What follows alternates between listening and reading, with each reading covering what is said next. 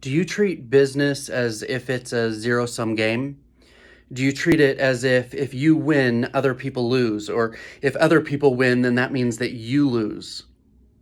Or do you have a win-win perspective on life? Do you realize that we are interconnected with one another, and what can be good for me can also be good for you? It doesn't have to be one at the expense of the other, or vice versa.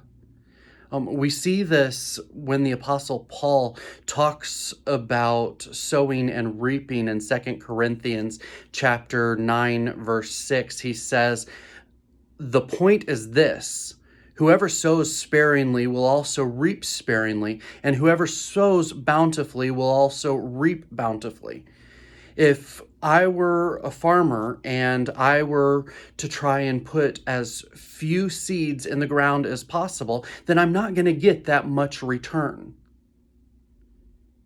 And if I put out lots of seed, then I am giving the opportunity for more return to happen. And the same is true in our interaction with other people. When we give grace and mercy to others, when we sow grace and mercy, they are going to be more likely to give grace and mercy to us. When we are generous with others, they are more likely to be generous with us.